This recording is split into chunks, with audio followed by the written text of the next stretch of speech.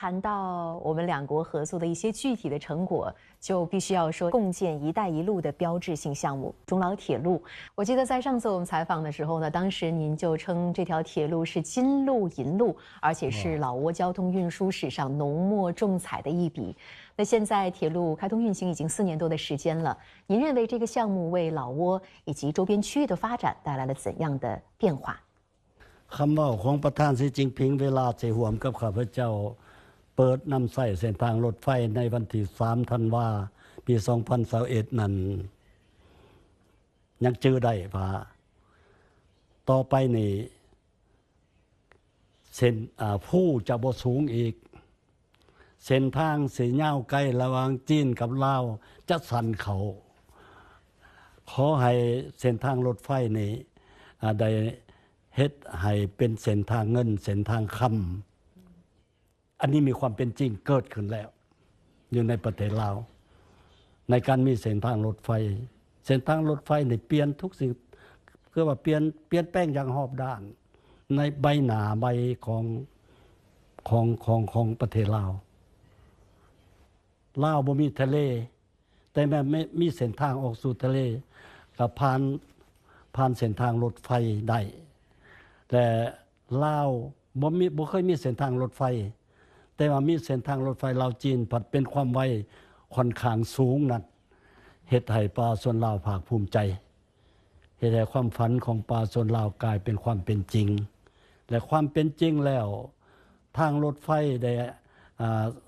รับใช้ขนส่งคนโดยสารนับหมื่นนับล้านขึ้นอันนี้ข้าพเจ้าคือว่าเป็นประเทศลาวเป็นประเทศน้อยสินค้าก็บ่หลายแต่ว่าได้มีโอกาสได้ส่งสินค้ามาสู่ประเทศจีนได้ส่งไปประเทศอื่นๆอีกแล้วก็เฮ็ดให้นักท่องเที่ยวคนอยากไปนั่งรถไฟอยู่ลาวนับหมื่นนับล้านขึ้นอันนี้คิดว่ารถไฟได้เปลี่ยนใบหน้าของประเทศลาวไปในทางที่ดีขึ้นหลายประกอบส่วนเขาในการพัฒนาประเทศอย่างแท้จริง我记得上一次在采访您过后呢，我们还专门去到中老铁路上进行了拍摄和采访，那个场景到现在都非常的让我记忆犹新，因为很打动我。เวลาไปสัมภาษณ์เขารู้สึกแนวใดอันนี้อยากถามเพราะว่าบ่ได้สัมภาษณ์เองดิเพิ่นมีคำตอบให้ครับเจ้าบ่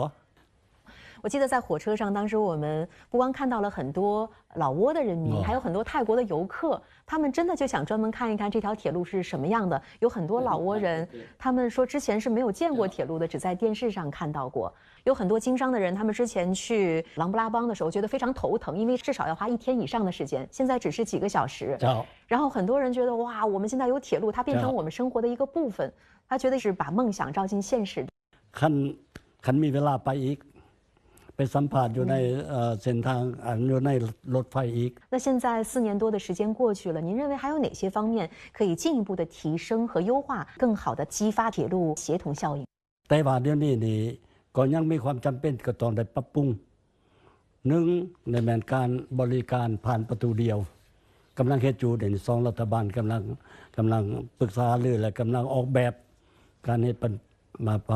การบริการผ่านประตูเดียว2มาก็ต้องสร้างความว่องไว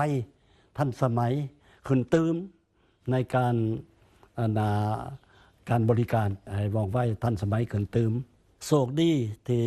พบปะกับสหายสีจิ้งผิงปี 2017 นั้นข้าพเจ้าได้เสนอให้เพิ่นว่า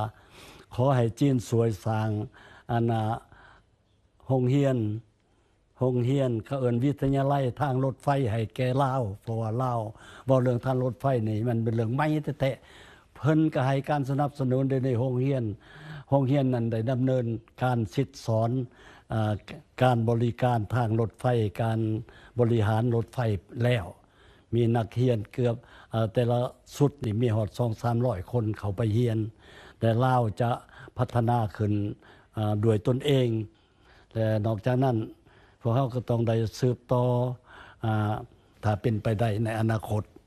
อันนี้จะเป็นการสวยให้การบริการขนส่งการไปมาหาสู่หรือว่าการขนส่งสินค้าจะเฮ็ดให้เรามีทางออกที่หลายขึ้นในขอสะดวกในการเป็นประเทศแลนด์ลิงก์ จากแลนด์ล็อกให้เป็นแลนด์ลิงให้มันออกสู่ความเป็นจริงให้หลายขึ้น